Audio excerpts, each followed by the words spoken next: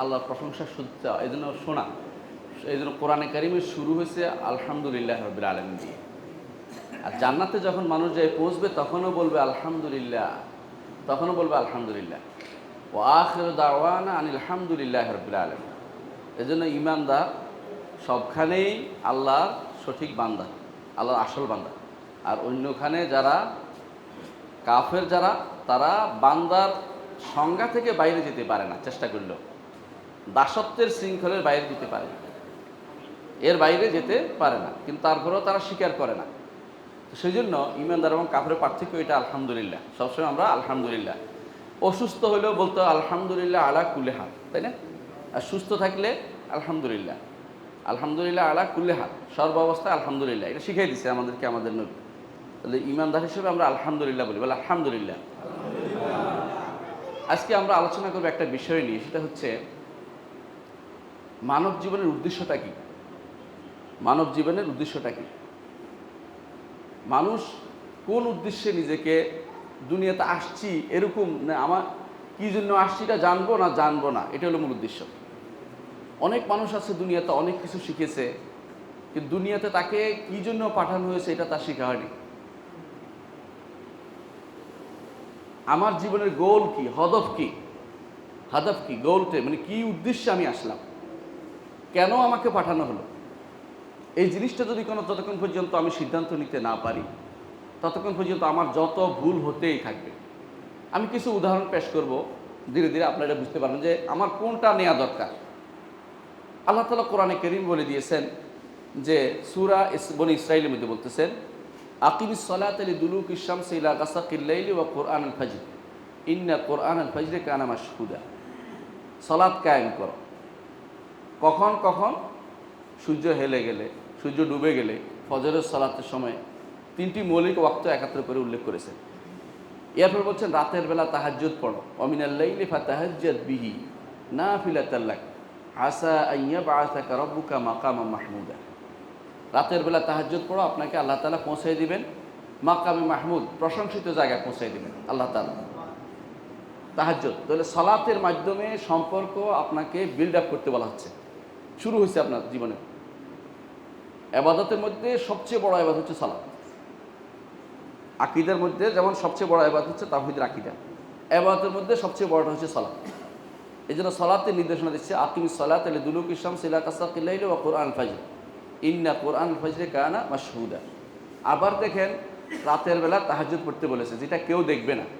সালাত তো অনেকেই দেখে, রাতের বেলা তাহাজ্জুদ যেন কেউ না দেখে। আল্লাহ এবং বান্দার মাঝে একটা এমন এক অভিশাপ যেটা কেউ দেখে না, গোপনে কথা বলে আল্লাহর সাথে, শুধু বান্দা বুঝতে পারে, আল্লাহ বুঝতে পারে। দুনিয়ার মানুষ জানলে বলে যে দেখাই দিচ্ছে, দেখাতে চায় না, গোপন জিনিস। আমাদের এক বন্ধু বলতেন যে আমি তাহাজ্জুদে বিশ্বাসী, আপনি তারাবিতে বিশ্বাসী। তাহাজ্জুদ তারাবি বুঝেন কিনা? তারাবিতে অনেক মানুষ একত্র হয়, এই বাড়ির মানুষ ওই বাড়ির মানুষ, দেখে কই আসছে না আসছে, টাকা পয়সার লেনদেন হয়, হুজুরের দিতে হবে টাকা। তাহাজ্জুদ করতে কিন্তু কিছু লাগে না, এবং কেউ বলারও দরকার লাগে না। গোপনে উঠে 2 রাকাত নামাজ পড়বে, বউ জানতে পারে না। এমন সলফে সালেহিন আমাদের চলে গেছে এর আগে, যারা রাতের বেলা 30 বছর তাহাজ্জুদ পড়ছে, স্ত্রীও জানে নাই, এরকমও গেছে। কেন? স্ত্রীকে বলছে আমি পাশের রুমে আছি, বাস কি করতেছে কারো বলার দরকার মনে করেনি। এরা এই সময়টা কাটিয়েছে আল্লাহর সাথে একান্তে কাটিয়েছে। অনেকের কাছে মনে হতে পারে এটা কেমন হলো, আমি যে এত বড় কাজ করতেছি কাউকে তো বলা হয় না। অনেকে আসে বলার জন্য, বলে যে আমি গত রাত্রি তাহাজ্জুদ পড়ার সময় উঠছিলাম, এমন সময় ওইদিকে একটা চিৎকার পড়েছে। কি বুঝাইলো? উনি তাহাজ্জুদ গুজার, এটা বোঝানোর জন্য চিৎকারটা শোনাইলো ভালো করে আপনাকে। তাহলে এইটা হচ্ছে বুঝাইলো যে ইবাদতটা আল্লাহর জন্য যেটা হয়ে দরকার ছিল এটা কিন্তু ঠিকমতো হয় নাই, ঠিকমতো হয় না। এইটাই হচ্ছে মানুষের হদফ কোনটা হচ্ছে, আমি কি আশা আল্লাহর জন্য করছি, কোনটা নির্মাণের জন্য করছি, এটা যদি নির্ধারণ না হয় তাহলে মানুষের জীবন ব্যর্থতায় পর্যবসিত হবে, কারণ লাভ হবে না। কত কিছুই আমরা করি, এই কাজটি যদি কোনো একান্ত আল্লাহর জন্য হয় এটা আল্লাহ সংরক্ষণ করে রাখবে, কোনো দিন সেটা নষ্ট হতে দিবেন না। দেখুন এক নারী, নাম হচ্ছে আসিয়া, নাম শুনেছেন? ফেরাউনের স্ত্রী আসিয়া। তার ঘর হয়নি, সংসার হয়নি। সে কেঁদে কেঁদে আল্লাহর কাছে বলছে রব্বিবনিলি ইনদাকা বাইতান ফিল জান্নাহ, আল্লাহ আপনার কাছে আপনার কাছে আমার জন্য জান্নাতে একটা ঘর তৈরি করে দিন। এই দোয়া আল্লাহ কবুল করছে কি? অবশ্যই করছে। কেমন করা করছে জানেন? আপনিও প্রতিদিন এই দোয়াটা কোরআনে পড়েন, নামাজ সালাতে পড়েন, মানুষের কাছে বলেন। আমরাও বলছি।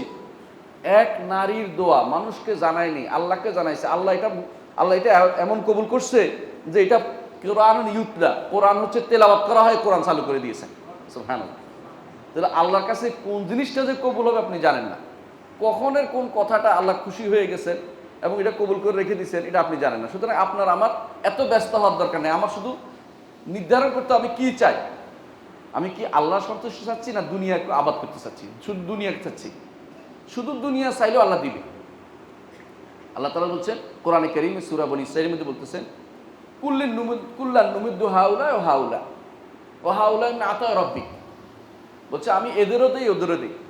ইমানদাররা আল্লাহ দেয়, কাফিররা দেয় না? দিছে। ইমানদাররা দেয়, কাফিররা দেয়। পার্থক্য কি?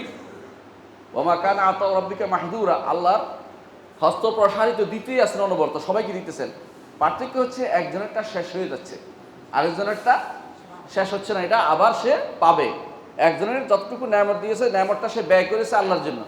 আরেকজন যতটুকু নেয়ামত দিয়েছে এটা বরবাদ করে দিচ্ছে, এখানে শেষ করে দিচ্ছে। তার আর কিছু প্রাপ্তি নেই, আখিরাতে কোনো কিছু প্রাপ্তি নেই, তার এখানেই শেষ।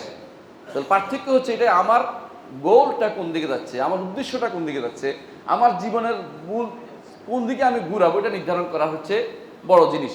এই জন্য ইমানদার কোন দিকে, যে আল্লাহ তাআলা বলছেন ওয়াইজা আনআমনা আলাল ইনসানি আ'রাদা ওয়া নাআ বিজানিবি, যখন আমি কোনো মানুষের উপর নেয়ামত দেই, যখন আমি কোনো মানুষের উপর নেয়ামত দিই, মানুষ কি করে? আ'রাদা, মুখ ফিরিয়ে নেয়। কি মুখ ফিরিয়ে নেয় জানেন? নেয়ামতের শুকরিয়া আদায় করতে মুখ ফিরিয়ে নেয়। আপনাকে সন্তান দিয়েছে, আরেকজনকে কিন্তু সন্তান দেয় নাই। আছে না এরকম? আমার কিছু ভাই আছে কান্নাকাটি করে সবসময় যে আল্লাহ আমার একটা সন্তান দিল না। আমি বলি যারে সন্তান দিয়েছে সে কি আসলে যথাযথভাবে সে এটা হক আদায় করতে পারছে কিনা একটু দেখেন তো। অনেক ভাই আছে সেই হক আদায় করতে পারে নাই। অনেক ভাই কেন? আপনি দেখবেন এদের চিন্তা ভাবনা কি, এই সন্তানকে সে ইংলিশ মিডিয়াম পড়াবে। খেয়াল করেন একটু, আমি কারো দোষ দিচ্ছি না, কিন্তু সেখানে কি শিখবে? না দিন শিখবে, না শরীয়ত শিখবে, না সালাত শিখবে, না নামাজ, কিছু শিখবে না। আত্মীয় স্বজনের সাথে ব্যবহার শিখবে না, সেলাই রেহেমি শিখবে না, পিতা মাতার সাথে ব্যবহার শিখবে না। তাহলে কি শিখাচ্ছেন আপনি তাকে? শুধুমাত্র তাকে অর্থ গৃদু বানাচ্ছেন, টাকা রোজগারের একটা মেশিন বানাচ্ছেন তাকে। যেইভাবে সে টাকা রোজগার করে আনবে আর এটা করবে ওইটা করবে, আর আপনি কোথাও যায় বলবেন আমার ছেলে এই কাজটা করেছে, এই বড় কাজটা করেছে, এই বিরাট কাজটা করেছে। আমার সাথে কিছু মানুষ একবার হজে গেছিল, একজন বলতেছে আমার ছেলে HSBC-তে চাকরি করে, মানে এটা অহংকার করে বলতেছেন আর কি। তিনি প্রথমবারের টাকা দিয়ে আমার হজে পাঠাই দিছে। এটা অহংকারের জিনিস হচ্ছে আসলে।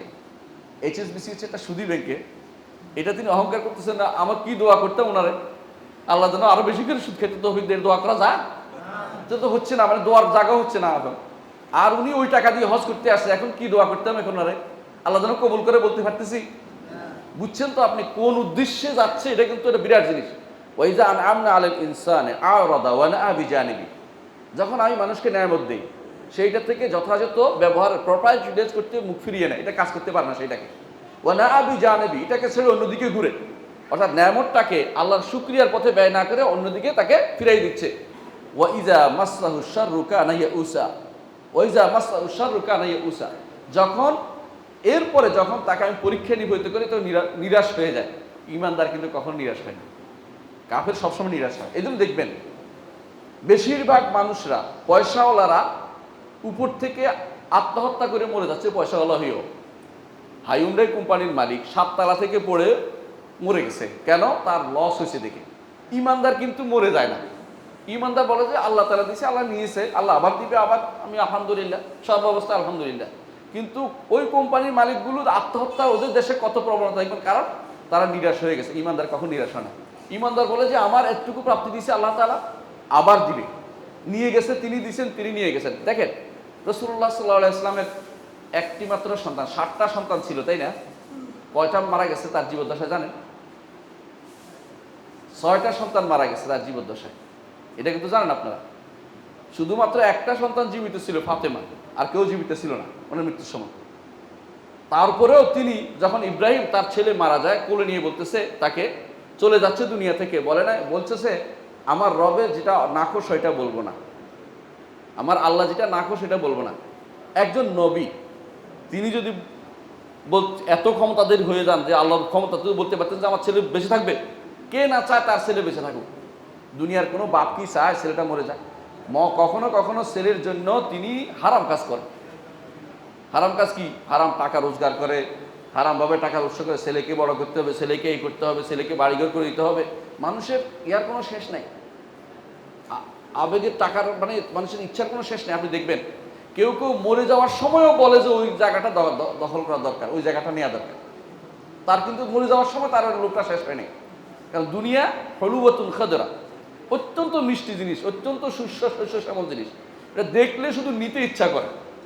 এমন কেউ নাই যে নিতে ইচ্ছা করে না, নিতে ইচ্ছা করে এমন কেউ নাই। কিন্তু দেখেন আল্লাহ তাআলা যাকে কানের করে দিয়েছেন, স্বল্প তুষ্টি দিয়েছেন, সে কিন্তু আরো দিকে তাকায় না।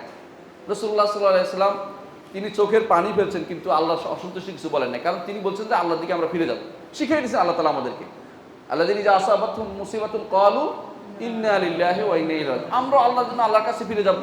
এরা আগে গেছে, আমরা পরে যাব, পার্থক্য এখানে। এমন কোনো মানুষ কি আসলে থাকতে পারবে? থাকতে পারবে না। আপনারা জানেন যে এমন ব্যক্তিও চলে গেছে কিছুদিন আগে, যে ব্যক্তি ঢাকা শহরের একটা বিরাট অংশের মালিক। মরার সময় রোগাক্রান্ত হয়ে মারা গেছে। মরার সময় বলছে যে আমি সব দিয়ে দেবো, একটু শান্তি আমাকে দাও। কে শান্তি দিবে? বহু মানুষের জায়গা দখল করে যিনি কবর যায়, তার শান্তি কি সহজে পাওয়া যায়? তার সন্তান শান্তি তো কবর অপেক্ষা করতেছে, আরো মানুষের জায়গা দখল করছে, ওরা ওখানে আবার দাঁড়াবে তার বিরুদ্ধে। এত সম্পদ তিনি করেছেন, কবরে কিন্তু নিতে পারেন নাই, কিছুই নিতে পারেন নাই। তাহলে ওয়াইজা আন আমনা আল ইনসান আরাদা ওয়া নাআ বিজানিবি ওয়াইজা মাসসাহু শাররু কানা ইয়াউসা। মানুষ যখন তার ক্ষতি কিছু পেয়ে যায় তখন নিরাশ হয়ে যায়, কিন্তু ঈমানদার কখন নিরাশ হয় না, কারণ তার সম্পর্কটা আল্লাহর সাথে ভালো। দুনিয়াতেও ভালো ছিল, আখিরাতেও ভালো।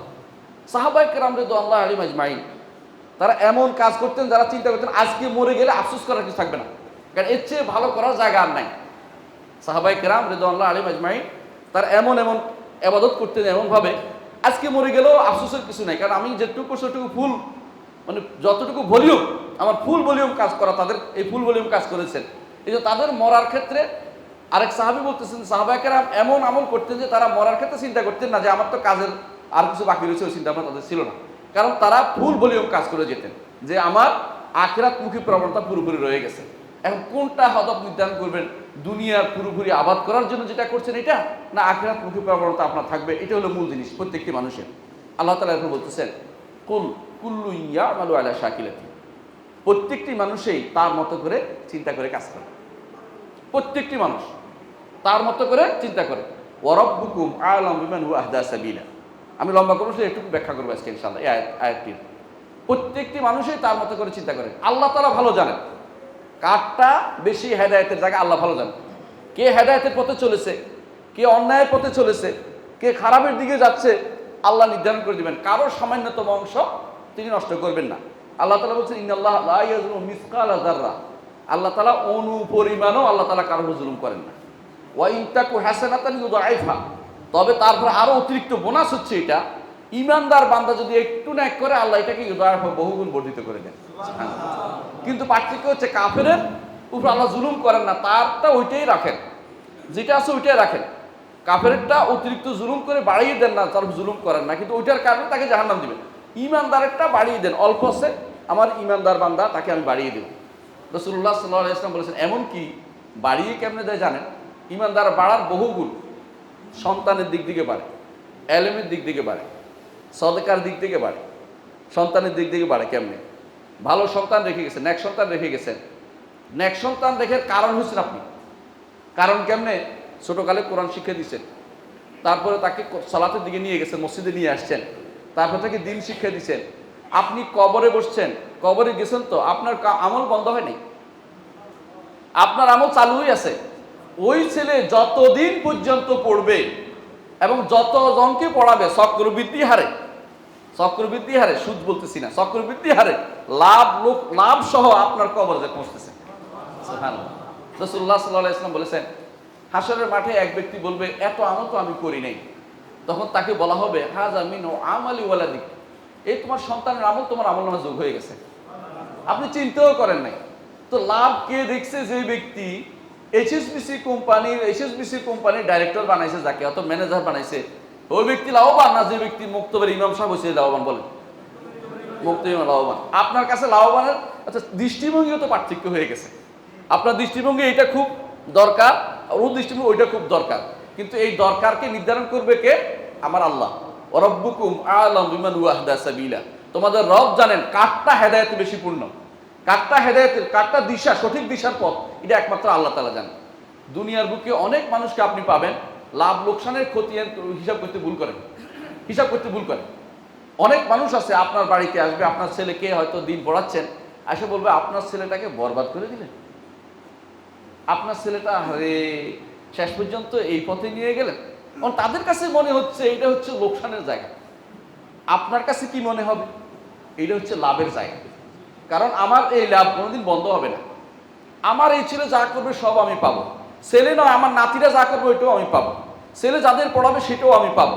তাহলে বোঝা গেল সন্তান রেখে গেলে নেক্সট সন্তান রেখে দিতে হবে, যেই সন্তান আপনার জন্য কাজে লাগাবে। দ্বিতীয় যেটা হচ্ছে রাসূলুল্লাহ সাল্লাল্লাহু আলাইহি ওয়াসাল্লাম বলেছে জ্ঞান রেখে গেছেন, সন্তান নাই, রুহানি ছাত্র রেখে গেছেন, আত্মিক ছাত্র আপনার। ইবনে তাইমিয়া রাহমাতুল্লাহ নাম শুনে থাকবেন, বিশ্ববিখ্যাত আলেম।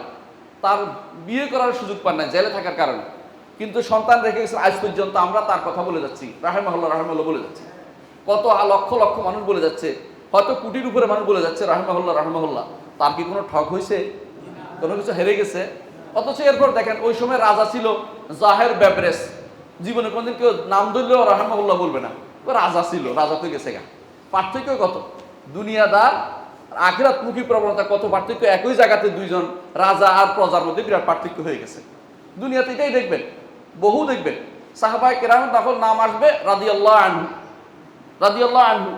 আবু জাহলের নাম আসলে জীবনে কেউ দোয়ার তো কথা দূরের কথা করবে যে আল্লাহ লানত করুক তার উপরে, বদদোয়া করবে তার উপরে। আবু জাহল তো কাফের, জানাশোনা কথা, কাফের তো বদদোয়া করতে কোনো নিষেধ নাই, ঈমানদারের নিষেধ বদদোয়া করতে। তাহলে বোঝা গেল কত পার্থক্য দুজনের মধ্যে। একটাই কারণ, হদফটা কি ছিল, উদ্দেশ্যটা কি ছিল, আপনি কোন দিকে যাচ্ছেন। আল্লাহ জানে কারটা তিনি জীবিত রাখবেন, কারটা তিনি বন্ধ করে দিবেন, এটা আল্লাহ তাআলা ভালোই জানেন। তাহলে আল্লাহ তাআলার কাছেই ফিরে, যে জিনিসটা আল্লাহ তাআলা নির্ধারণ করেছে সেটার দিকে আমাদের যেতে হবে। দেখুন আপনার আমার দৃষ্টিকোণ দুনিয়ার দৃষ্টিতে কিরকম, এটা আমি আলোচনা করতে চাই সংক্ষেপে। এই যে পৃথিবীর দৃষ্টিতে মানুষ কিরকম, আমাদের দৃষ্টিতে হচ্ছে সমস্ত কিছু সৃষ্ট, আর আমাদের একজন স্রষ্টা আছেন, আর তার সবাই আমরা তার দাস, এতে কোনো সন্দেহ নেই। কিন্তু দেখবেন যারা আজ আমাদের নবীর বিরুদ্ধে নেমেছে, ইউরোপিয়ানগুলো, এগুলো এই চিন্তা তাদের মাথার ভিতরে নাই। তারা অধিকাংশই পরকালে বিশ্বাস করে না। আল্লাহ তাআলা কোরআনে কারীমে বলেছেন বাল আকসারহুম লা ইউমিনুনা বিল আখিরাহ বাল হুম বিলিকাই রাব্বিহিম কাফিরুন। তারা অধিকাংশই আখিরাতে কুফরি করে, অর্থাৎ বিশ্বাস করে না। এই জন্য তাদের কাছে দুনিয়াটা তাদের কাছে সবচেয়ে বড়। আমাদের শেখ মোহাম্মদ সালেহ আল উসাইমিনকে একজন প্রশ্ন করেছিলেন, নাম শুনে থাকবেন, ওনার বড় আলেম, মক্কা মদিনার। তো ওনাকে জিজ্ঞাসা করা হয়েছিল যে আরব এই ইউরোপ আমেরিকানদের এদের ব্যবহারটা অনেক সুন্দর। তখন তিনি একটা সুন্দর কথা বলছেন, মনে রাখবেন এটা সবসময় আপনাদের জন্য। এটা হচ্ছে ওদের ব্যবহারটা পুরো অর্থনৈতিক কারণে করে, অর্থনীতির কারণে। ওরা জানে যে অর্থনীতি আমরা যদি তার ব্যবহার করি কালকে আমার দোকানে আবার আসবে, এই জন্য উত্তম ব্যবহার করে। আখিরাতের পাওয়ার জন্য তারা সে ব্যবহারটা করে না। শুধুমাত্র উদ্দেশ্যটার কারণে তার এটা কোনো সওয়াবও লিখা হবে না, কোনো কাজও লাগবে না। আমার উদ্দেশ্যটা হবে আমি যদি কোনো ব্যবহারটা ভালো করি, আমার দ্বীনের নির্দেশ, আমার রসুলের চরিত্র, আমার শরীয়তের চাহিদা, আমার আখিরাতের সওয়াব, আমার প্রাপ্তি বহুগুণ বর্ধিত হবে। তো আমারটা গ্রহণ না করে আমি ওরটা তাকাচ্ছি কেন? ওরটা এক কেন্দ্রিক, সেটা দুনিয়া কেন্দ্রিক, আমারটা হচ্ছে আখিরাত কেন্দ্রিক। এটা বিরাট পার্থক্য। তাহলে আমি দেখতে পাচ্ছি যে আমাদের দৃষ্টিতে, আমাদের মুসলিম ইমানদারের দৃষ্টিতে আমরা সবাই হচ্ছে সৃষ্ট, আল্লাহ হচ্ছেন স্রষ্টা। ওদের নিকট সৃষ্টি বা স্রষ্টার এই কথা কোনোদিন আলোচনাও করা যাবে না, এটা অতিরিক্ত কথা, এ নিয়ে আলোচনা নাই। আমি এই পৃথিবীর ক্ষমতাশীল হয়েছি, ক্ষমতা দখল করব, ক্ষমতা চালু করব, এটি চিন্তাভাবনা তাদের চলতেছে। মুসলিমদের এবং তাদের মধ্যে পার্থক্যটা, এটা চিরন্তন পার্থক্য থেকেই যাবে, যে আমরা যেটা মনে করি দিন ও দুনিয়ার, ওরা এটা মনে করে না। দ্বিতীয়ত আমাদের নিকট পৃথিবীর পুরোটাই আল্লাহ তাআলা আমাদের জন্য, পৃথিবীর সবটাকে আমাদের জন্য আল্লাহ তাআলা আমাদের উপকারে নিয়োজিত করেছেন, কি আমরা বলি যে গাছপালা সব কিছু আছে, এগুলি আমাদের উপকারার্থে নিয়োগ করেছে আল্লাহ তাআলা, কিন্তু ওদের নিকট এগুলিকে ব্যবহার করতে হবে আল্লাহর নির্দেশনা অনুসারে। এটা হলো আমাদের কথা। ওদের নিকট এটা নয়, সবই হচ্ছে আমার অধীন, আমি যা ইচ্ছা তা করে বেড়াবো, স্বৈরাচারের মতো অবস্থা। এটা ইসলামে নাই, এটা মন্দির ইমানদার পালন করতে পারে না। ইমানদার এবং তাদের পার্থক্য দৃষ্টিভঙ্গি পৃথিবীর দিকে পার্থক্যটা আলাদা হয়ে যাচ্ছে। ইমানদার মনে করে যে পৃথিবী একটা নির্দিষ্ট নিয়মে চলে, আল্লাহ তাআলা সেটা চালাচ্ছে, হযবরল অবস্থা না। কাফের মনে করে যে এইটা হচ্ছে হযবরল অবস্থা, একসময় বানর ছিল, বানর থেকে উপরে উঠছে, বানরের লেজ পড়ে গেছে, মানুষ হয়ে গেছে, এরপরে মানুষ হইতে হইতে এই যে এগুলি কাফের চিন্তা ভাবনা, ইমানদারের চিন্তা করে না। ইমানদার মনে করে যে আল্লাহ তাআলা আমাদেরকে ঠিক মানুষ হিসেবে সৃষ্টি করেছেন। প্রথম মানুষ ছিলেন একজন নবী, এর আগে কোনো মানুষ ছিল না। প্রথম মানুষ একজন নবী, আমরা নবীর বংশধর। আমাদের যে আমরা যখন আল্লাহর দিকে নবীর দিকে সম্পর্কযুক্ত করি, আমাদের সমান বাড়ে না কমে? বাড়ে। আর যদি বানর দিকে সম্পর্ক যুক্ত করি তখন কি সমান কমবে না বাড়লো? কমবে। আমরা বানর কোনোদিনই ছিলাম না। অথচ আমাদের শিক্ষা প্রতিষ্ঠানগুলোতে, আমাদের ঢাকা বিশ্ববিদ্যালয়ের ছাত্ররা আছে, জিজ্ঞাসা করে দেখুন, আপনাদের আসলে ইমাম সাহেব সামনে ইনশাআল্লাহ, উনি দেখবেন যে সমস্ত ডিপার্টমেন্ট আছে, অনেক ডিপার্টমেন্টে এটা বদ্ধমূল ধারণা দিয়ে দেওয়া হয়, যে বদ্ধমূল ধারণা পড়াইতে পড়াইতে যে একসময় বানরে ছিল মানুষ, নাউযুবিল্লাহ, একসময়। তাহলে পার্থক্য হয়ে গেল, একজন চিন্তা করতেছে বানর কেন্দ্রিক, আরেকজন হচ্ছে না, আল্লাহ আমাদেরকে জান্নাতে সৃষ্টি করেছেন, আমাদের বাবাকে আদমকে, তারপর সেখান থেকে দুনিয়াতে পাঠিয়ে দিয়েছেন আমরা যেন পৃথিবীকে আবার আবাদ করি, আবার তিনি যারা ভালো করবে তাদেরকে জান্নাত দিবেন। দুইজনের মধ্যে আকাশ পাতাল বা চিন্তাধারার মধ্যে বিরাট পার্থক্য। একজন চিন্তা করছে ব্যাঙ গাছে ছিল, ব্যাঙ থেকে উঠতে উঠতে লাফাইতে লাফাইতে পানি থেকে ডাঙ্গায় উঠছে, তারপরে এমিম্বা হয়েছে, এমিম্বা থেকে হইতে হইতে ভিন্ন রকম হয়ে গেছে। আরেকজন বলছে না, আমরা ঠিকই একজন 60 হাত লম্বা আদম আলাইহিস সালাতু আল্লাহ দুনিয়াতে পাঠাইছেন, কমতে কমতে আমরা এখন ছোট হয়ে গেছি, এটা। আর 60 হাত আদম আলাইহিস সালাম দুনিয়ার সবচেয়ে সুন্দর সুপুরুষটি ছিলেন, কোনো রকমই তার লেজ ছিল না, আর ওরা বলে যে লেজওয়ালা ছিল। কত পার্থক্য দুই দৃষ্টিভঙ্গির মধ্যে। আবার দেখেন, এই যে আমরা পৃথিবীর প্রত্যেকটি জিনিস সম্পর্কে আল্লাহ তাআলা কোরআনে কারীম বারবার বলেছেন, আওয়ালাম ইয়াতাফাক্কারু ফি খালকিস সামাওয়াতি ওয়াল আরদ, তারা কি আসমান জমিন নিয়ে চিন্তা করবে না? চিন্তা করলে কি হবে? আল্লাহর কথা তারা স্মরণ করবে, বলবে কি, রব্বানা মা খালাকতা হাযা বাতিলা, হে আমাদের রব, আপনি বাতিলভাবে এগুলো সৃষ্টি করেন নাই। আল্লাহর কথা ইহতিদা ইলাল্লাহ, আল্লাহকে চিনতে পারবে, আল্লাহকে চিনতে পারবে। রাসূলুল্লাহ সাল্লাল্লাহু আলাইহি ওয়াসাল্লাম এই জন্য রাতের বেলা যখন উঠতেন, রাতের বেলা যখন ঘুম থেকে উঠতেন তাহাজ্জুদের জন্য, তখন তিনি সূরা আলে ইমরানের শেষ আয়াতগুলো পড়তেন। শেষ আয়াতগুলো 190 থেকে সম্ভবত এগুলো পড়তেন। কেন? এগুলোর মধ্যে কি আছে? ইন্না ফি খালকিস সামাওয়াতি ওয়াল আরদি ওয়া ইখতিলাফিল লাইলি ওয়ান নাহার লা আয়াতিল লিউলিল আলবাব। আসমান জমিনের সৃষ্টি এবং রাত দিনের পরিবর্তন, এর মধ্যে আল্লাহ যদি বিবেকবান মানুষের জন্য ইয়া রয়েছে, আল্লাহ নিদর্শন রয়েছে। আল্লাযিনা ইয়াযকুরুনাল্লাহা কিয়ামান ওয়া কুউদান ওয়া আলা জুনুবিহিম ওয়া ইয়াতাফাক্কারুনা ফি খালকিস সামাওয়াতি ওয়াল আরদি রব্বানা মা খালাকতা হাযা বাতিলা সুবহানাকা ফাকিনা আযাবান নার। তারা চিন্তা করে, ইমানদার সবসময় চিন্তা করে যে এই রাত দিনের পরিবর্তন, এই সূর্য সবসময় একসাথে চলা, চাঁদের সবসময় নিয়ম মেনে চলা, এগুলি কি আপনি মনে করেন এমনি এমনি হয়েছে? এমনি এমনি হইতে পারে? এমনি হইতে পারে। ইমানদার মনে করে যে এগুলি সবই, এটা পড়ার, ইমানদার চিন্তা করার পর ইমানদার মুখ থেকে অটোমেটিকলি বের হয়, রব্বানা মা খালাকতা হাযা বাতিল, আপনি বাতিল সৃষ্টি করেন নাই, অসাল সৃষ্টি করেন, আপনি যা সৃষ্টি করেছেন সত্য, বিল হক অবিল হক। আল্লাহ যেটা বলছেন বারবার বলছে বিল হককে, মা খালাকনাস সামাওয়াতি ওয়াল আরদা ইল্লা বিল হককে, আমি হক যথার্থভাবে সৃষ্টি করেছি, এই সৃষ্টির পিছনে বাতিল কোনো কিছু কাজ করে নাই। আফা হাসিবতুম আন্নামা খালাকনাকুম আবাসান ওয়া আন্নাকুম ইলাইনা লা তুরজাউন, তোমরা কি মনে করেছো বেহুদা সৃষ্টি করেছি তোমাদেরকে? এটা মনে করে কারা? কাফেররা। ইমানদার এটা করে না। ইমানদার মনে করে যে আমার চেয়ে স্রষ্টা, আমাকে সৃষ্টি করেছেন স্রষ্টা উদ্দেশ্য নিয়ে, বেহুদা নয়। অবশ্যই আমাদের একটা বিশেষ উদ্দেশ্য সৃষ্টি করেছে, তা হচ্ছে কি, ওমা খালাকতুল জিন্না ওয়াল ইনসা ইল্লা লিয়াবুদুন, একমাত্র তার ইবাদত করার জন্য, এবং পৃথিবীর সব জায়গায় তার ইবাদত প্রতিষ্ঠা করার জন্য। ইবাদতের একমাত্র তার ইবাদত যেন হয়, জিনিসটা যেন যথাযথ বাস্তবায়ন করে, সেটার জন্য আল্লাহ তাআলা সৃষ্টি করেছেন। মানলাম। তাহলে মাজালুত তাদাব্বুর, পৃথিবীর প্রত্যেকটা জায়গায় চিন্তা করে গবেষণা করে আল্লাহর দিকে ফিরে যায় ইমানদার, আর ওরা এগুলিকে নিজের জন্য ব্যবহার করে আল্লাহর দিকে ফিরে যায় না। ইমানদার এবং কাফিরদের পার্থক্য এই জন্য আল্লাহ তাআলা কোরআনে কারীম বলেছেন, ওয়াল্লাযীনা কাফারু ইয়াকুলুনা কামা তাকুল আনআম ওয়ান নারু মাসওয়াল লাহুম, যারা কাফের তারা কিরকম খায় জানেন? চতুষ্পদ জন্তু যেমনি খায় এমনি। চিন্তা করে না চতুষ্পদ জন্তু, গরু কি যখন পাশের লোকের ধান খেয়ে ফেলে তখন চিন্তা করে? চিন্তা করে না, তার তো খাওয়া দরকার, খেয়ে ফেলবে। কাফেরদের কাজ হচ্ছে এটা, কাফেরদের কাজ হচ্ছে গরু ছাগল হাঁস মুরগির মতো ওই বাড়িতে যেখানে ইচ্ছে সেখানে শুধু পেট ভরা চিন্তা ভাবনা করে। আল্লাহ বলছে ওয়ান্নারু মাসওয়াল্লাহুম, তাদের ঠিকানা জাহান্নাম। আর ইমানদারের ব্যাপারে, ইমানদার কখনো যেখানে সেখানে খায় না। ইমানদার চিন্তা করে যে এটা হালাল কিনা, এটা হারাম কিনা, আমাকে এটা বাঁচতে হবে কিনা, আমার রবের আদেশ আছে কিনা খাওয়ার, আমার রবে কি আমাকে খাইতে বলছে কিনা, আমাকে নিষেধ করছে কিনা, এগুলি চিন্তা করে সে সারাক্ষণ চিন্তা রাখে। এটার নাম হচ্ছে তাকওয়া। এটার নাম হচ্ছে তাকওয়া। সারাক্ষণ যে আপনি চিন্তায় থাকবেন, সচেতন থাকবেন, সর্বসচেতন। আমাদের অনেকে সচেতন, তাকওয়া অর্থই করি ফরেজগার, বেশিরভাগ অর্থ হচ্ছে আল্লাহকে ভয় করা, ফরেজগারি করা। না, আপনি সচেতন থাকতে হবে। ভয় না, আশাও তো, আশাও তাকওয়ার অংশ। সবসময় সচেতন থাকার নাম হচ্ছে তাকওয়া। আপনি একটা পদক্ষেপ নেবেন, এখানে যে আসছেন সবের আশা, এটাও তাকওয়া। এখানে যদি আসেন যে আমি এখানে টাকা পাবো, তাহলে এটা আরেক সমস্যা। তাহলে আপনি চিন্তা করবেন যে কোন কারণে আসছেন, এটা সচেতনতা, এটা নাম হচ্ছে তাকওয়া। ইমানদার এটা তাকওয়া অবলম্বন করে, কাফের যা ইচ্ছে তা খায়। এই জন্য আল্লাহ তাআলা কাফের উদাহরণ দিয়েছেন কিসের সাথে? কাল আনআম, চতুষ্পদ জন্তুর সাথে। চতুষ্পদ জন্তু যেখানে সেখানে খাইতে পারে, মুখ দিতে পারে, গাছকে পুরো এলাকা নষ্ট করে দিতে পারে, তার কোনো দায়ভার সে গ্রহণ করে না, যা ইচ্ছে তা করে। ইমানদার কখনো সেটা, ইমানদার প্রত্যেকটি কাজ, প্রত্যেকটি কথা সে যখনই সেটা করে, এটা সে মনে করে এটার জন্য আমাকে জিজ্ঞাসা করা হবে, এটা জন্য আমাকে জিজ্ঞাসা করা হবে, এর জন্য আমি সাবধান থাকা আমার জন্য কর্তব্য। ইমানদার এটা মনে করে। তাহলে ইমান, পৃথিবীর দিকে তাকাইলে বোঝা যায় ইমানদারের দৃষ্টিভঙ্গি আর কাফেরের দৃষ্টিভঙ্গি তো আলাদা হয়ে গেছে। আসুন আরেকটা জিনিস দিকে চিন্তা ভাবনা করি, জীবনের দিকে চিন্তা ভাবনা করি। জীবনের দিকে ইমানদার কি চিন্তা করে আর কাফের চিন্তা ভাবনা কি? এই যে জীবনটা, আমাদের এই জীবনটা ইমানদার চিন্তা করে যে ইমানটা হচ্ছে আর দুনিয়া মাজরাতুল আখিরাহ, এতে কোনো সন্দেহ নাই। ইমানদার চিন্তা করে এটা দুনিয়া হচ্ছে আখিরাতের শস্য ক্ষেত। দুনিয়াতে যা করব আখিরাতে সেটা ফল উঠাবো। আপনি দুনিয়াতে যদি ফল উঠাতে চান, এটা কিরকম জানেন? কেউ দুনিয়াতে পেয়ে যায়, আল্লাহ তাআলা কোরআনে কারীম বলে দিয়েছেন, কোরআনে কারীমে, যে তাকে আমি দুনিয়াতেই দিয়ে দেই, আখিরাতে তার জন্য কিছুই রাখি না। ওমিনান নাসি মান ইয়াকুলু রব্বানা আতিনা ফিদ দুনিয়া ওয়া মা লাহু ফিল আখিরাতি মিন খালাক। অনেক মানুষ আছে দুনিয়াতেই চায়, আল্লাহ আমাকে দুনিয়াতে দিয়ে দাও, দিয়ে দাও, দিয়ে দাও, দিয়ে দাও।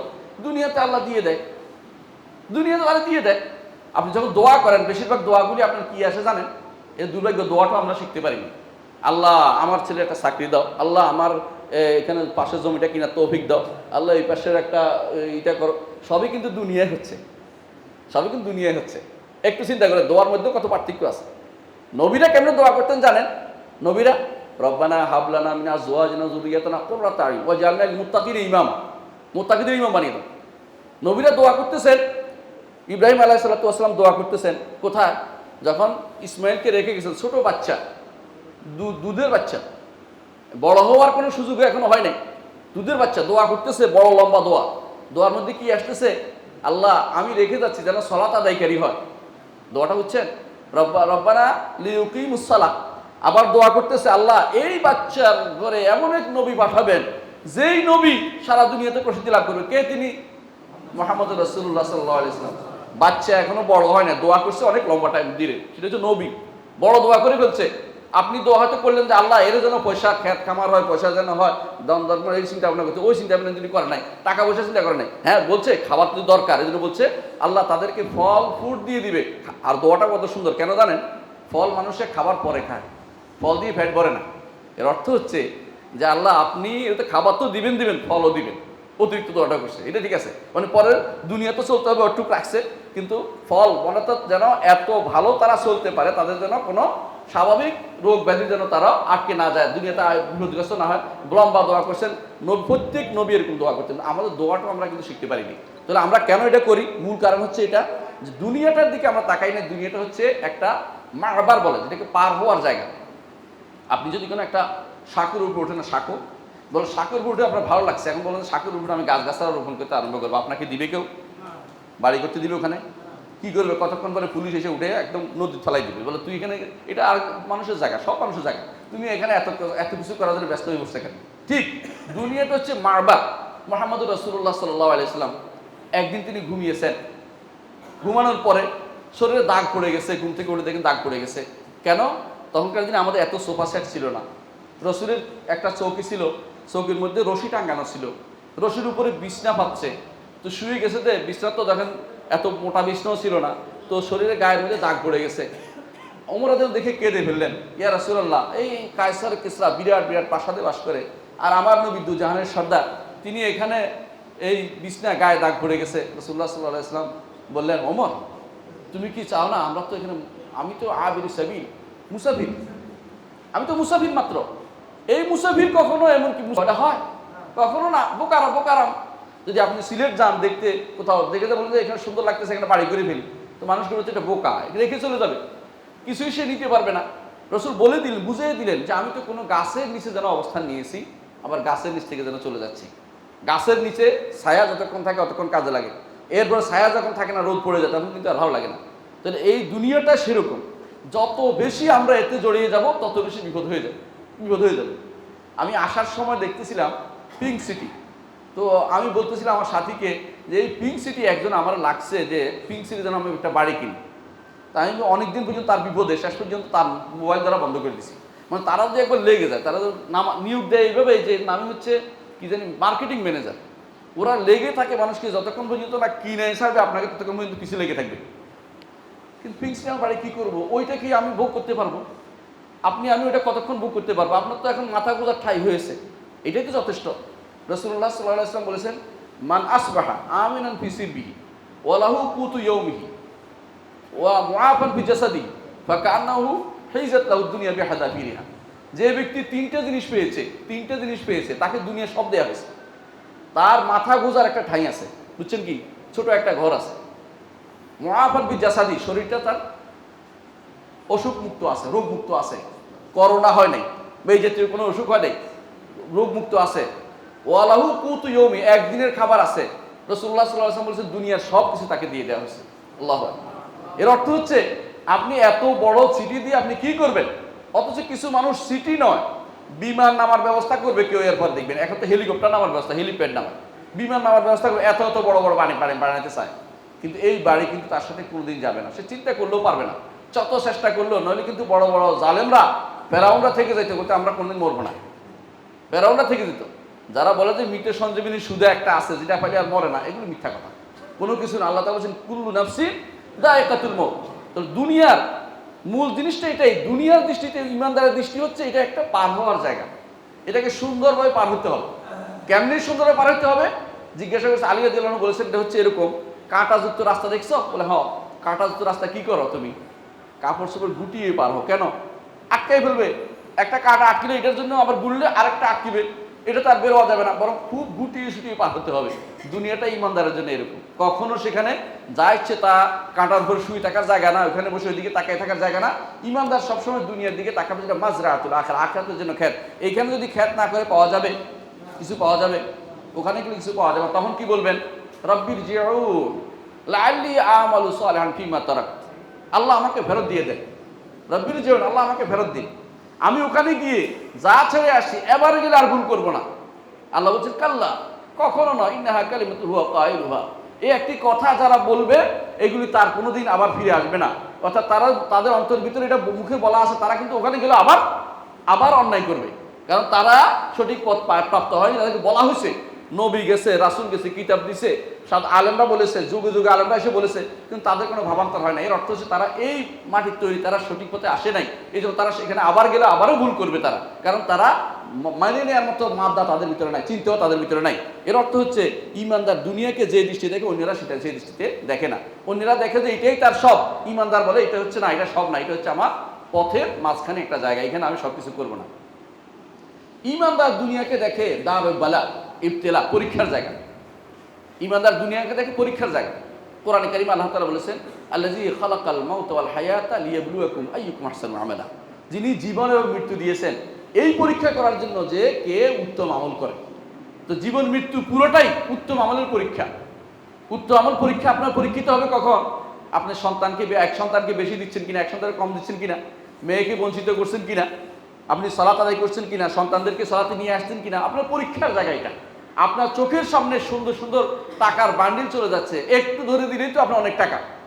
ধরেন যারা হেরোইন পাচার করে, এইখান থেকে ওখানে বিক্রি পাচার করে লক্ষ লক্ষ টাকা পায়, আপনি এটা ধরবেন না কেন? না, এটা আমার হালাল হারামের প্রশ্ন, আমার আখিরাতের প্রশ্ন, আমার জীবনের প্রশ্ন, আমি এটা করতে পারি, নিজেকে অপমানিত করতে পারি না। কত পার্থক্য ইমানদারের। পরীক্ষার জায়গা মনে করে প্রত্যেকটা জিনিস, যে আমি এই টাকাতে ধরে কি আমি আখিরাত ছিন্ন করবো কিনা, আমি এটা কেন করব, আমি কষ্ট পেতে রাজি আছি। সাহাবায়ে কেরাম রিদওয়ানুল্লাহি আলাইহিম আজমাইন, তাদের কয়টা বাড়ি ছিল? কারো কোনো বাড়ি ছিল না, বাড়িঘর ছিল না, সব ফেলে চলে গেছে। একমাত্র ওসমান রাদিয়াল্লাহু আনহু ছিল, তিনি তাও দান করে গেছেন। এখন আপনি তার বাড়ি খুঁজে পাবেন না। এর অর্থ কি? এগুলি এমনি সব কিছু ওয়াক্ফ হয়েছিল, তারা ব্যবহার করেছে, পরবর্তী তারা দিয়ে গেছেন আল্লাহর রাস্তায় সবই। তারা এক একজন এক এক দেশে মারা গেছেন, কেন? তারা এই চিন্তা নিয়ে এত চিন্তা করেন না যে কি করতে হবে। মুহাম্মদ রাসূলুল্লাহ সাল্লাল্লাহু আলাইহি ওয়াসাল্লাম বাড়ি ছিল কয়টা? দুইটা? একটাও ছিল না। স্ত্রীর ঘরে বসবাস করতেন, আয়েশা রাদিয়াল্লাহু আনহা ঘরে। যদি দেখতেন, আপনি দেখেন কতটুকু জায়গা ছিল। যখন রাসূলুল্লাহ সাল্লাল্লাহু আলাইহি ওয়াসাল্লাম কবর দেওয়া হলো, বাকি যতটুকু ছিল ওটুকু শুধু আয়েশা রাদিয়াল্লাহু আনহা একটু কষ্ট করে ঢুকে থাকতে পারতেন, জায়গা যেহেতু সংকীর্ণ। কিন্তু সেখানে এমন কোনো মানুষ দুইজন যায় বসার মতো অবস্থা ছিল না, এতটুকু ছিল। পরে যখন ওমরকে কবর দিল, আয়েশা রাদিয়াল্লাহু বললেন যে পুরো এই রাস্তা বন্ধ, আমি এর আর বের হবো না, কারণ এখানে আরেকজন মানুষ চলে আসছে এই জায়গাতে। কতটুকু অবস্থা! এবং তিনি বলছেন যে আমাকে আর এখানে কবর দিও না, আমাকে কবর দিও আমার সাথীদের সাথে, রাসূলের অন্যান্য স্ত্রীদের সাথে আমাকে বাকিতে কবর দিও। সেখানে তিনি কবর দেয়ালেন। এর অর্থ হচ্ছে তারা চিন্তা করেছে যে এই যে জীবনটা, এখানে আমার পরীক্ষার জায়গা, যা ইচ্ছে তা আমি নিতে পারি না, যত ইচ্ছে আমি নেওয়ার জন্য ব্যস্ত হয়ে পড়তে পারি না। আমার এই পরীক্ষার মধ্যে পাশ করতে হবে, এই পরীক্ষায় তারা পাশ করবে, তাদের জন্য আল্লাহ জান্নাত রেখেছেন। আর যারা এই পরীক্ষায় ফেল করবে তাদের জন্য জান্নাত নাই।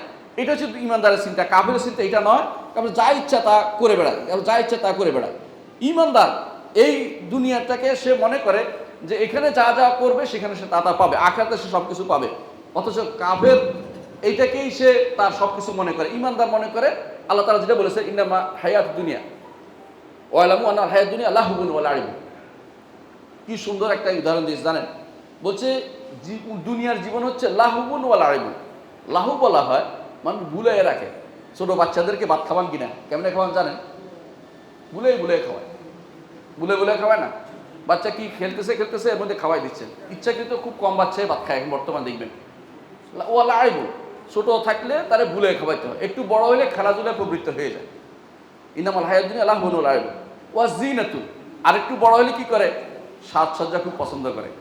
কতক্ষণ মাখবে, কতক্ষণ স্নো মাখবে, কতক্ষণ ওই ইন্ডিয়ান কি সমস্ত আছে না ওইগুলি মাখবে, কতক্ষণ জিনা ও তাফাখুরুন। এরপরে একটু বড় হলে আমার বাবা এটা ছিল, আমার দাদা এটা ছিল, আমি ওইটা ছিলাম, আমি কি হনরে, মানে কত রকমের কত কিছু বলবে। আল্লাহ তাআলা সুন্দর করে বলে দিছে ইমানদারকে দুনিয়ার মানুষ কেমনে কি করে। বলছে লাহুবুন ও লাইবুন জিনাতুন ও তাফাখুর।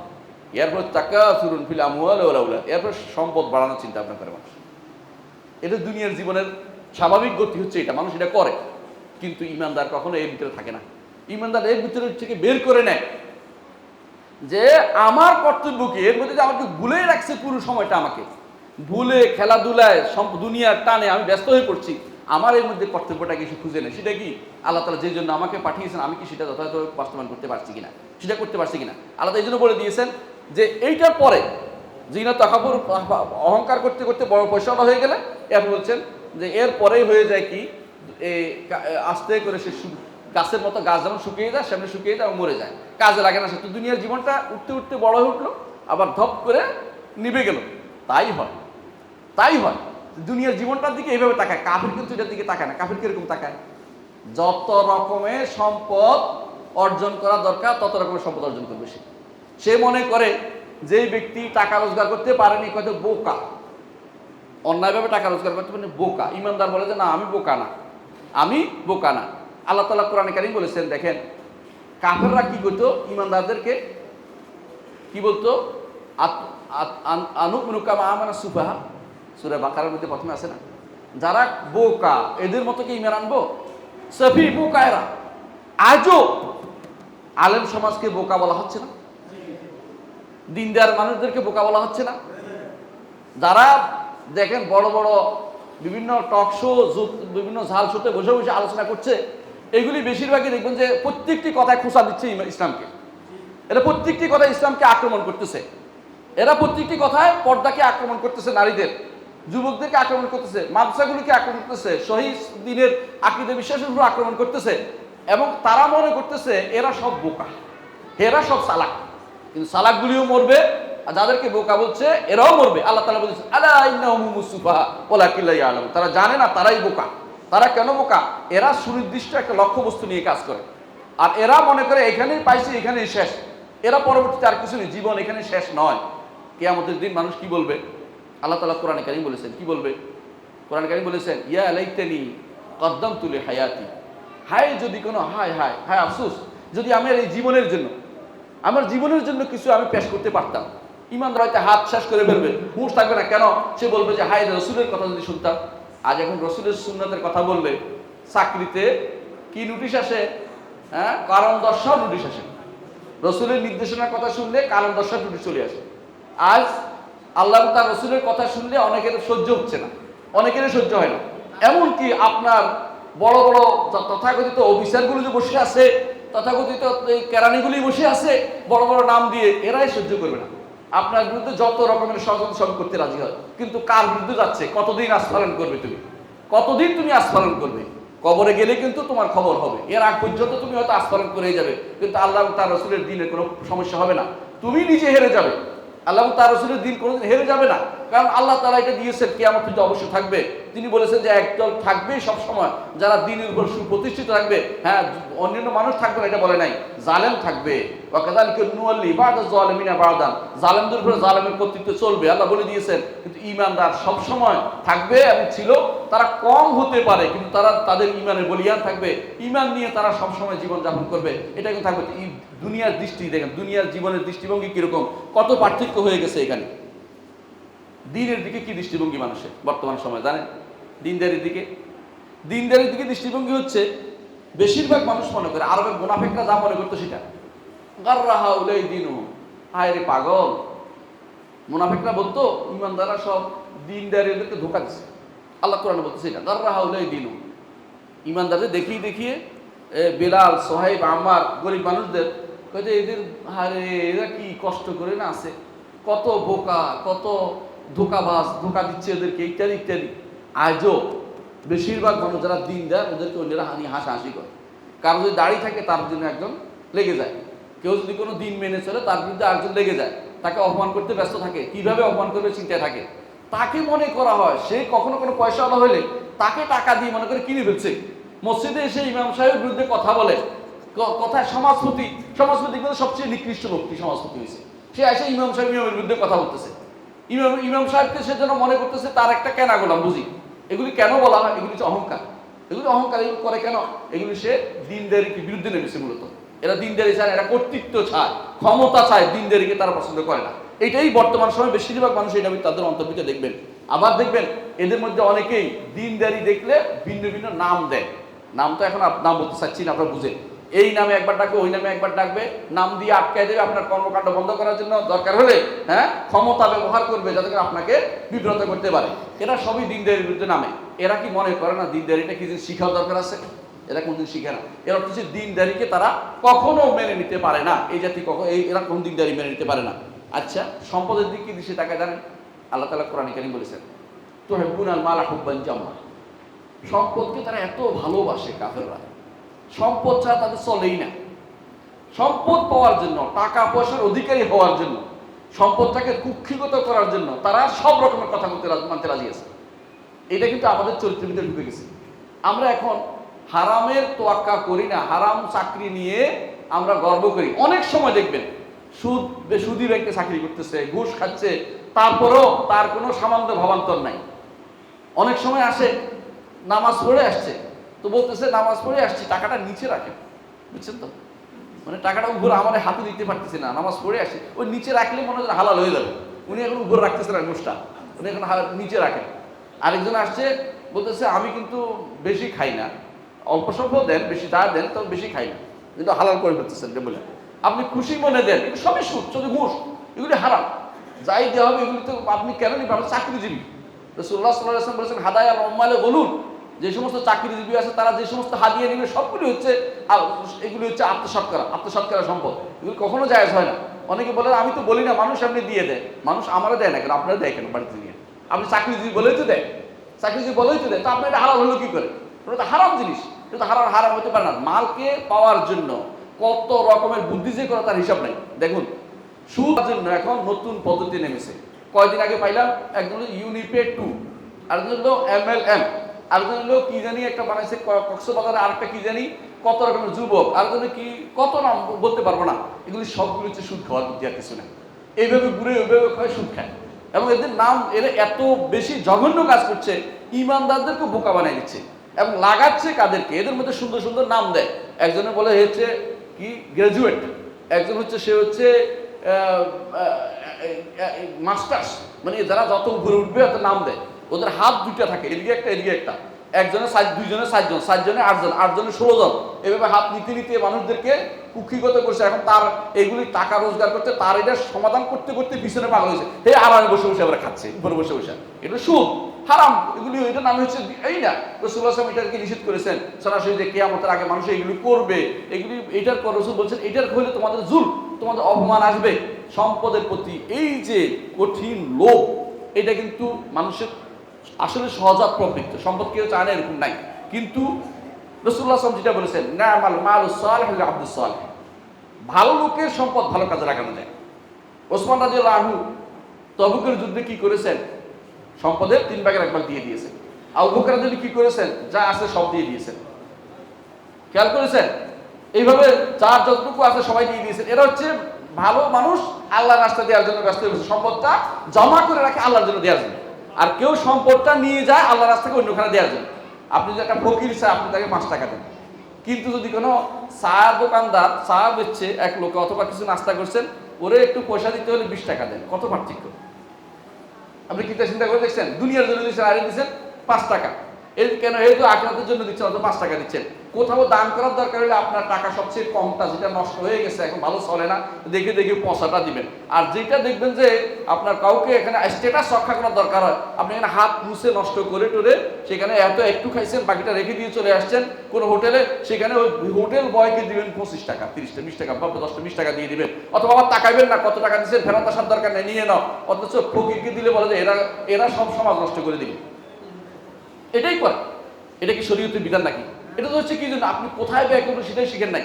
ইসলাম কিন্তু বলে আপনি যদি কোনো সত্যি সম্পদ আল্লাহ দিয়ে দেয়, এটাকে ভালো জায়গায় ব্যয় করার জন্য শিখিয়ে দিয়েছে কোথায় ব্যয় করতে হবে। যে জায়গায় ব্যয় করলে এটা আপনার আখিরাতের কাজে লাগবে সেটা ব্যয় করুন। যেখানে ব্যয় করলে আপনি দুনিয়া বাহবা পাবেন সেটার জন্য আপনি ব্যয় করেন না। এই বাহবার আপনার দরকার নাই, এই বাহবা আপনার জন্য ক্ষতির কারণ হবে।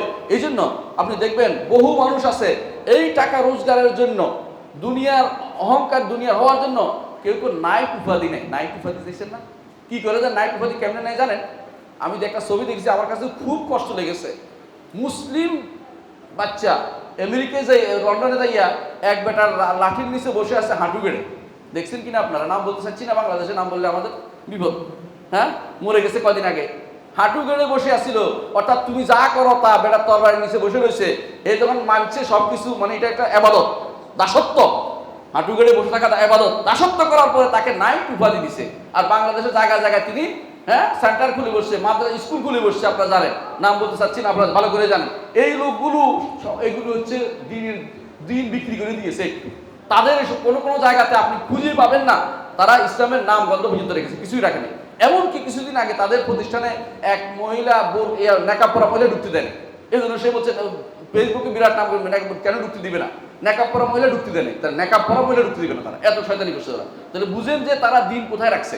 এরা কিন্তু দুনিয়ার টাকা পয়সার কিন্তু কম নাই এদের কাছে, এবং এত টাকা পয়সার মালিক হয়েছে যে মাঝে মধ্যে সরকারও তাদেরকে সমীহ করতে বাধ্য হয়ে যায়। কারণ টাকা পয়সার যে অবস্থা, কিছু বলার থাকে না, এরকম অবস্থা। এই যে আসার সময় আলোচনা শুনলাম, আমাদের এক ভাই বলতেছিলেন যে আশা প্রশিকা এগুলো যা করেছে, এগুলির কারণে বাংলাদেশের নারীরা ঘর থেকে বেরোয় গেছে। হুন্ডা চালানো শিখিয়ে দিয়েছে নারীদেরকে। নারীরা যত রকম অপকর্ম করে বেড়াচ্ছে, এবং নারীরা সমাজের ভিতরে এদের বের করে ফেলছে সরাসরি। আবার যুবকদেরকে নষ্ট করেছে, আবার এমন এমন কাজ করেছে। কিছু কিছু মানুষ এভাবে ইউরোপ আমেরিকা দালালি করতে করতে তারা কি করে জানেন? এই যুবকদেরকে নিয়ে আলাদা একটা প্ল্যাটফর্ম করেছে। তাদেরকে কখনো কখনো নিয়ে যায় এই সামার ক্লাব বলে ওদেরকে, মানে বিশেষ অনুষ্ঠান নিয়ে যায়। সেখানে শুধু প্রথম কাজ হবে এটা, নারী পুরুষ একসাথে থাকার ব্যবস্থা করে দেয়, নাউজুবিল্লাহ। সেখানে দ্বিতীয় কাজ হচ্ছে সমস্ত পূজাগুলি একসাথে থাকার ব্যবস্থা করে। হ্যাঁ, মসজিদ আছে, মন্দির আছে, হিন্দুদের ওইটা আছে, কোনো সমস্যা নাই। তোমরা একসাথে কারোর বিরুদ্ধে কেউ কোনো কথা, আপনার থেকে ইমানি গায়রতটা দূর করে দিবে। আগে ইমানিয়তটা দূর করে দিবে আপনাকে। আপনার ইমানের কারণে যে আরেকটা মানুষকে শরীয়তে বলেছে ঘৃণা করতে, ভালোবাসতে, ওটা দূর করে দিবে আগে। দূর করার পরে তারপর তাদের কাছে এখন শান্তি পাবে। এরা এখন বর্তমান সমাজে এরা হচ্ছে বুদ্ধিজীবী। এই বুদ্ধিজীবীর দরকার নাই। কোরআনে কারিমে আপনি দেখবেন আল্লাহ তাআলা বারবার বলেছেন, ওয়াকালাল মালাউল্লাযিনা ইসতাকবারু, যারা অহংকারী মালারা বলেছে। অহংকারী মালা কি জিনিস? অহংকারী মালা কারা? এই মালা পড়ে দেখবেন, এই মালা হচ্ছে এই বুদ্ধিজীবীগুলি। যুগে যুগে নবীদের শত্রু ছিল এই বুদ্ধিজীবীগুলো। যুগে যুগে নবীদের শত্রু ছিল এই বুদ্ধিজীবীগুলো। যুগে যুগে তারাই পরামর্শ দিত এটা করো এটা করো এটা করো। তারাই পরামর্শ দিচ্ছে ফেরাউনকে যে এদের যুবকদেরকে পুরুষ বাচ্চাদেরকে জীবিত মেরে ফেলো, মেয়েদেরকে জীবিত রাখো, মেয়েদের দিয়ে আমরা খেলবত করাবো, ঘরের জিয়ের কাজ করবে, কিন্তু পুরুষদেরকে মেরে ফেলতে হবে। এই পরামর্শ ওরাই দিয়েছে যে ইয়ার সালেহ আলাইহিস সালাম মুষ্টিটা জবে করে দাও। ওরাই 9 জন একত্র করেছে। যুগে যুগে যত মালা এই নেতাগোছের মানুষগুলো, এই বুদ্ধিজীবীগুলো, এরাই সবসময় ক্ষতিগ্রস্ত করেছে।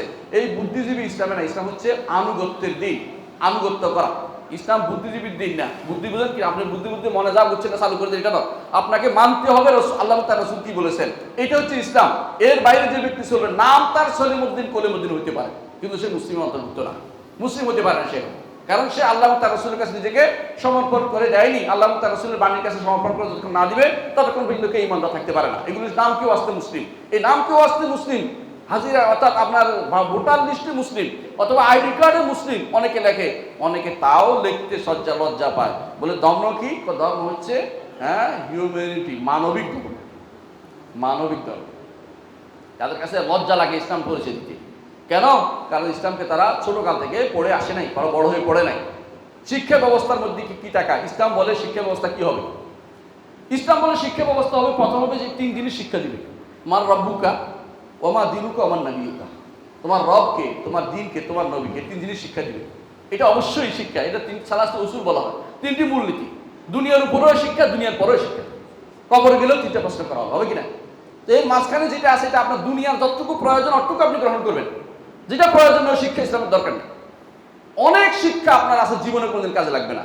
তথাকথিত দর্শন, তথাকথিত বিভিন্ন রকমের সমাজ বিজ্ঞান, সামাজিক বিভিন্ন চিত্র, এগুলি জীবনে কোনোদিন কাজে লাগবে না। আপনি দেখবেন সারা জীবনেও কাজে লাগে না, অথচ এগুলি দিয়েই তারা এমন সন্তান বের করেছে যেগুলো নাস্তিক, যেগুলি দিন বিরোধী, শরিয়া বিরোধী, এগুলি বের করে করে আপনার পুরো সমাজটাকে কলুষিত করে দিয়েছে, শুরু বাংলাদেশকে শেষ করে দিচ্ছে। এবং এদের সন্তানরাই ধীরে ধীরে উপরে উঠে, এরাই আবার টিচার হয়। এই যে যত বড় নাস্তিক তত বড় টিচার তৈরি হয়, কারণ এদেরকে নিয়োগ দেয়। কেউ যদি কেউ মাদ্রাসায় পড়েছে, তারা নিয়োগের আশা বন্ধ করে দেয় সারা জীবনের জন্য। কিন্তু এরকম অবস্থা তৈরি হচ্ছে কেন? এই জন্য তৈরি করছে, কারণ তারা দেখে নাস্তিক এটা সবচেয়ে খারাপ আছে, কারণ নাস্তিকে নিয়োগ দেবে। আর তুহিরু আল আশকালে তাকে আরবিতে বলে, পাখি তার সমগোত্রের কাছেই যায়, ভালোর কাছে কোনোদিন যায় না। এরা ঠিক করবে ওরকম রূপ দিচ্ছে শিক্ষা ব্যবস্থা। আল্লাহ তার রাসূলের শিক্ষা ব্যবস্থা হচ্ছে এরকম, যেই শিক্ষা ব্যবস্থা আল্লাহ সম্পর্কে জানাবে, রব সম্পর্কে জানাবে, যে শিক্ষা ব্যবস্থা দিন সম্পর্কে জানাবে, মুহাম্মদ রাসূলুল্লাহ সাল্লাল্লাহু আলাইহি ওয়াসাল্লাম জানাবে, সেই শিক্ষা ব্যবস্থা হচ্ছে আমাদের ইসলামী শিক্ষা ব্যবস্থা। আমাদের মুসলিমরা কি সেই শিক্ষা ব্যবস্থা দেয় না? সর্বোচ্চ আপনি যখন পড়ান, কোরআন পড়াচ্ছেন, কোরআন মুখস্থ করাইলেও তো কাজ হচ্ছে না। মুখস্থ করলে সব হবে, এতে কোনো সন্দেহ নেই, 1 হবে 10 নাকি, কিন্তু কোরআন তো বুঝতে হবে। এমন একটা পরিবেশ তৈরি হচ্ছে, কোরআন বুঝার মতো পোলাপান তৈরি হয়নি। যদি কেউ কোরআন নিয়ে পড়ালেখা করে, তারা শেষ পর্যন্ত বলবে এর মধ্যে সন্দেহ আছে, তার ভিতরে সন্দেহ করতেছে। আমি একবার কুষ্টিয়া থেকে ঢাকা আসছিলাম, আমার খুব খারাপ লাগছে। একজন টিচার আমাকে বলছিল যে আমার ছেলেটা আলহামদুলিল্লাহ দেখে দেখে 6 বা 7 বার মুখস্থ করে ফেলছে। এই কথা করে টিচার নেমে গেছে, আরেকজন পিছন থেকে বলে উঠছে, দেখেন আবার না কোনো সন্ত্রাসী গোষ্ঠীতে নাম লেখা। কত বড় বদমাশ হলে এটা বলতে পারে? একজন ছোট বাচ্চাকে যখন এটা কেউ বলবে, তার মধ্যে এটা আসর করবে না? এটা প্রভাব পড়বে না? এই প্রভাবে সে তার সামনে আগাতে চাইবে না, বলতে মানুষ আমাকে খারাপ দৃষ্টিতে দেখবে, আমাকে খারাপভাবে আক্রমণ করবে, কারণ তাদের মধ্যে দিন পরিপূর্ণ হয় না। একটা সাধারণ জিনিস তাদের আঘাত করতে পারে, কিন্তু কারা তৈরি করে এগুলি? নাস্তিকগুলো। সবসময় তাই ছিল, যুগে যুগে তাই ছিল। এরাই বলতো যে এদের এই হুজুরিগুলির ওয়াসওয়াসা রোগ, এই যে কথাবার্তা বলে হুজুরিগুলির সমস্যা, এটা এই কথা কারা বলছে দেখেন, ইতিহাসে দেখেন। কাল মালাউল্লাযিনা ইসতাকবারু ইয়া শুআয়ব আলাইহিস সালাম খুব সালাত আদায় করতেন। শুআয়ব আলাইহিস সালাম খুব সালাত আদায় করতেন। তো উনি যখন নিষেধ করলেন, তোমরা মালের দাম তোমরা 81-82 ভাগ করো, আগে কি করতো, ওই কম দেওয়ার সময় কম দিত, নেওয়ার সময় বেশি দিত। একটা গোষ্ঠী আছে দেখবেন, 2 পাল্লা রাখে, 2 ধরনের পাল্লা রাখে। এক ধরনের পাল্লা বেশি যখন নেয় তখন বেশি করে নেয়, আর যখন কম দেয় ওই পাল্লা দিয়ে মাপে দেয়। তো তিনি বললেন যে সাবধান, তোমরা এটা করো না। শুআয়ব আলাইহিস সালাম কওম যেটা ছিল, তখন একদল দাঁড়িয়ে গেল, ইয়া শুআয়ব আসসালাতুকা তা'মুরুকা আন নাতরুকা মা ইয়াবুদু আবাউনা আও নাফআলা ফি আমওয়ালিনা মা নাশা। তোমার এই সালাতটাই তোমার বিপদে ফেলছে। তুমি সারাদিন সালাত পড়ো, তো এগুলি তোমার এই বুদ্ধি শুদ্ধি লোপ পেয়ে গেছে। আমরা এগুলি বুদ্ধিমত্তার কাজ করতেছি, আমরা এক ব্যবসা চাঙ্গা করতেছি। ব্যবসা চাঙ্গা করা বুঝেন? এখন বর্তমানে ব্যবসা চাঙ্গা করার জন্য কি হয় জানেন? আন্তর্জাতিক বাণিজ্য মেলা, আবার কি হয় অমুক কি বলে মেলা, অমুকখানে হয় যে কি কত রকমের নাম দিয়ে হচ্ছে। ব্যবসা চাঙ্গা করার জন্য আবার সুদী ব্যবস্থা, লটারি ব্যবস্থা। লটারি তো জুয়া চালু করে দিচ্ছে। ব্যবসা চাঙ্গা করার নামে তারা এখন পুরো অর্থনীতির ব্যবস্থাটাকে পুরোটাই মনে করে যে এইভাবে না চললে হয় না। হুজুরের কথা শুনলে কি আর হবে নাকি? মোহাম্মদুর রাসূলুল্লাহ সাল্লাল্লাহু আলাইহি ওয়াসাল্লাম রাষ্ট্র চালান নাই, আবু বকর ওমর চালান নাই, ওমর ওসমান চালান নাই, যোগে যোগে বড় বড় ফকিরা চালান নাই, কোনো সমস্যা হয় নাই। আপনার এখন রাষ্ট্র চলে না কেন? আল্লাহর হুকুম মানবে। আপনার মন মাইন্ড নষ্ট হয়ে গেছে, আপনার ব্রেন নষ্ট হয়ে গেছে, আপনি এখন সঠিক পথে চলতে চান না।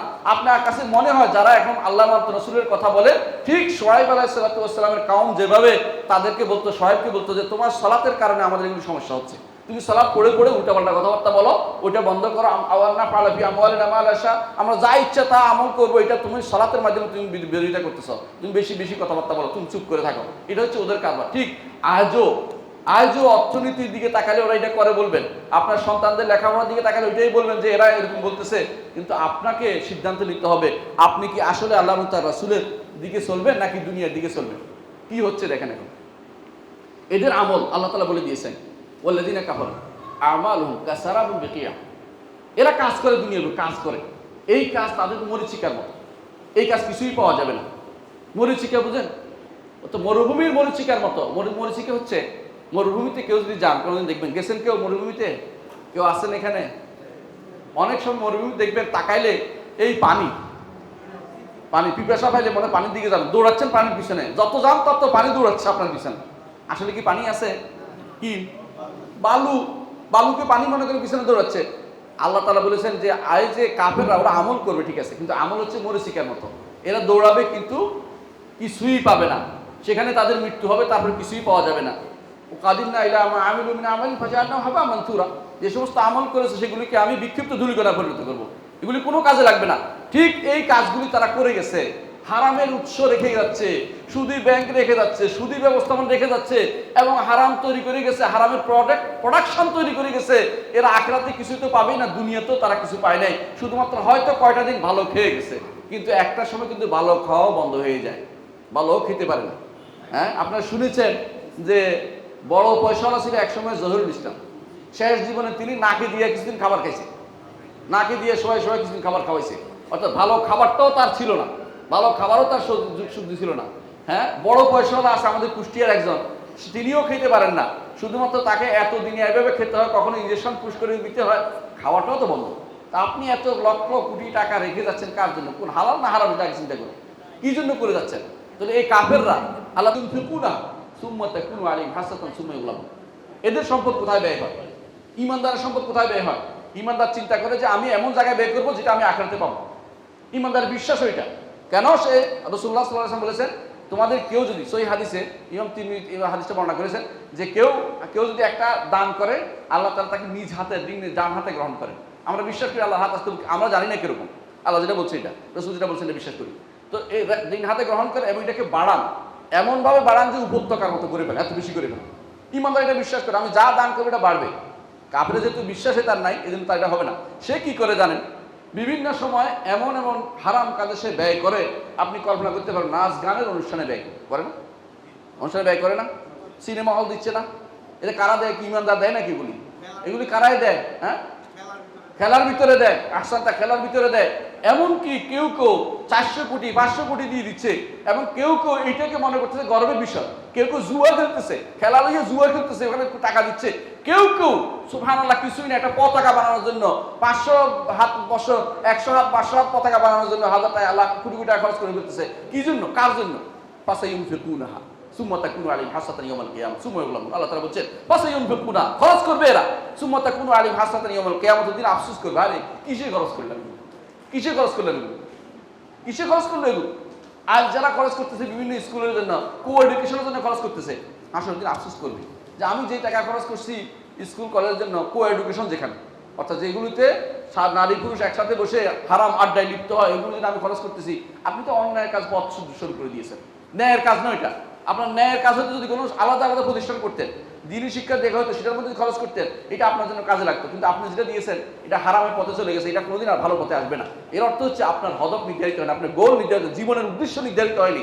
আপনি আসলে ভালো দিকে যাবেন না খারাপের দিকে নির্ধারণ করতে পারেনি। কারণ হচ্ছে একটাই, সেটা হচ্ছে আমি জানতে পারিনি আল্লাহ সম্পর্কে, রাসূল সম্পর্কে, দিন সম্পর্কে জানতে পারিনি। এর মূল কারণ এটা সব না জানার কারণে আমাদের জীবন পুরোটাই ক্ষতিগ্রস্ততা পর্যন্ত। কত বড় বদমাশ হলে এটা বলতে পারে। একজন ছোট বাচ্চাকে যখন এটা কেউ বলবে, তার মধ্যে এটা আসর করবে না, এটা প্রভাব পড়বে না?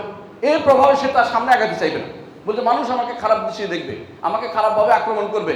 কারণ তাদের মধ্যে দিন পরিপূর্ণ হয় না। একটা সাধারণ জিনিস তাদের আঘাত করতে পারে, কিন্তু কারা তৈরি করে এগুলি? নাস্তিকগুলো। সবসময় তাই ছিল, যুগে যুগে তাই ছিল।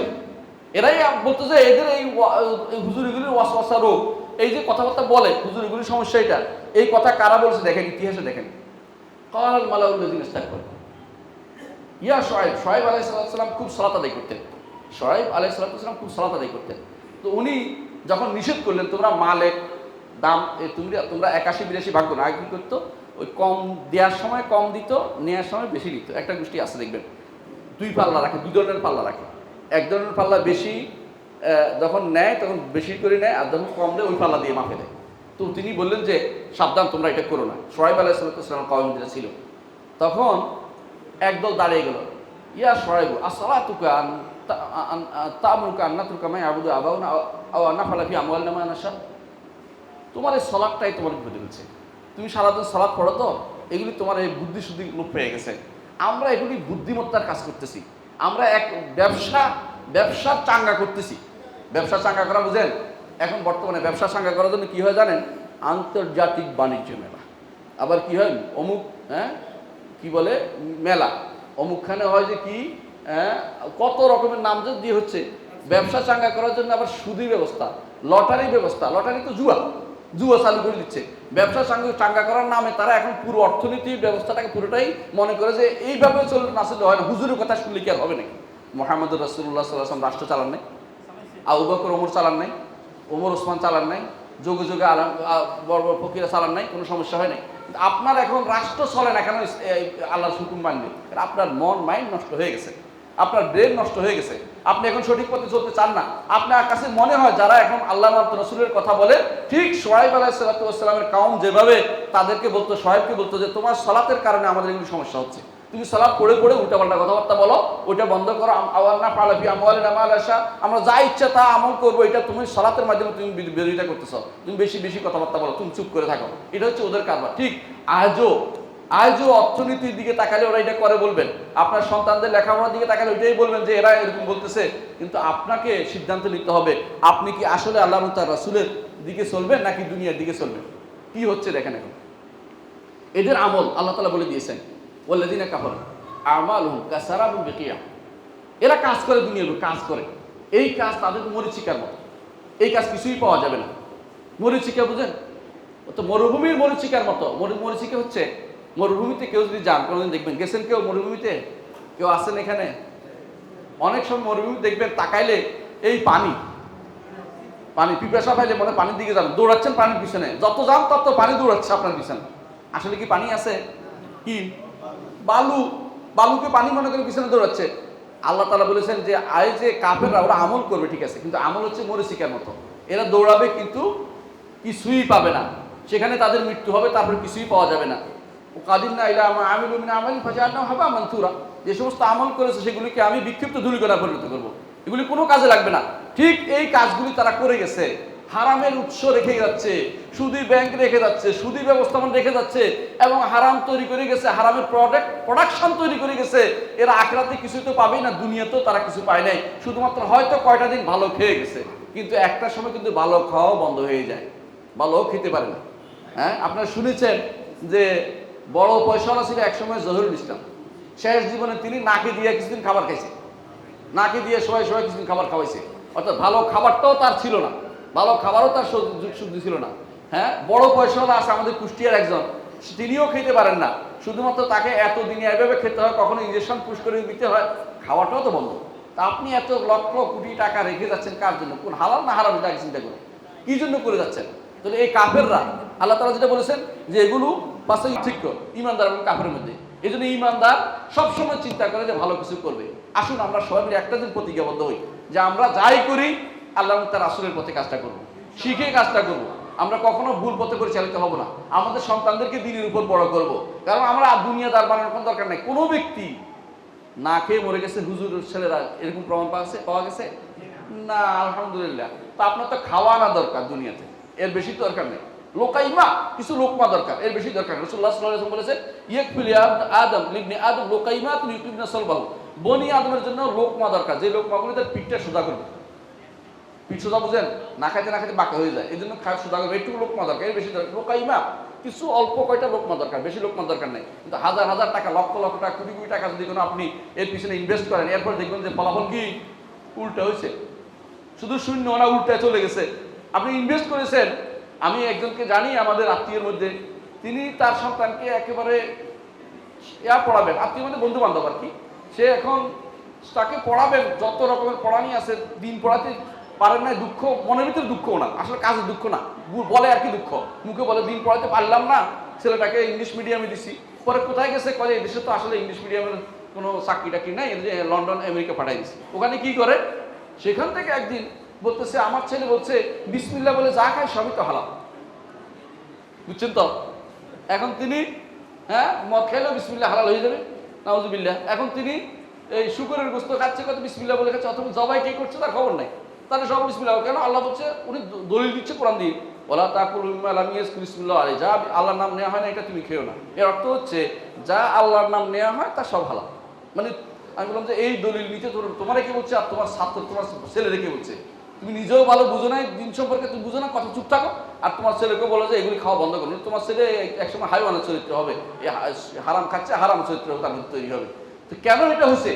কারণ তাকে আসলে দিনের শিক্ষা আমি দেইনি, দিন শিক্ষা দেইনি। আপনি কোনো হুজুরে জোর করে শুকর খাওয়াতে পারবেন? কেমন পর্যন্ত জোর করে খাওয়ান তো দেখি, আপনার সন্তান খাওয়াতে পারবেন না, কারণ তারা দিন বুঝে, এটা তো কখনো তার মুখে কাছাকাছি